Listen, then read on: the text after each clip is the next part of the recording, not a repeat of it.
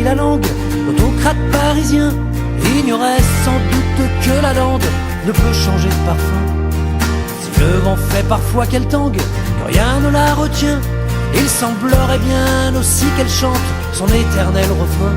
Une mélodie païenne et sacrée, rebelle et indomptable, qui nous rappelle par sa fierté qu'elle est inaliénable.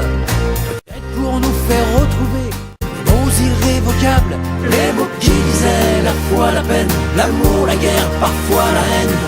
Appelle-moi, il y a comme un défi entre eux et moi, c'est loin d'être fini. Appelle-moi, si un jour je faiblis, qu'entre eux et moi une frontière s'établit. Histoire de calmer l'indigène, conquistador français, fait des droits de l'homme un chant des sirènes pour qui résisterait. Le Cortés des temps modernes n'est pas franchement inquiet, la colonie serait pathogène chez certains de ses sujets. Mais comment faire passer sa colère au siècle d'allégeance? On ne peut pas toujours croiser le fer, écrire ses doléances. T'évites une centrale nucléaire, tu sautes une redevance, quand sur les côtes du Finistère, le pétrole fait de la plaisance.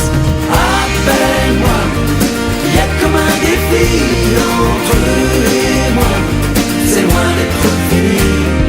Appelle-moi, si un jour je faiblis, qu'entre eux et moi une frontière s'établit. Plutôt que de vivre sous le joug, subir ou se cacher, comme d'autres l'ont dit bien avant nous, viens rejoindre notre armée. On va tenter l'écrou des loups, ici on a donné, annexer puis tenir à genoux, en face c'est un métier. Et qu'une dernière fois on nous entende, il n'y a plus rien à prendre, que nos voix se mêlent à la lande, ici il y a des comptes à rendre. Le temps ne compte plus désormais, avec un peu de patience, demain cette terre ne sera plus un jouet,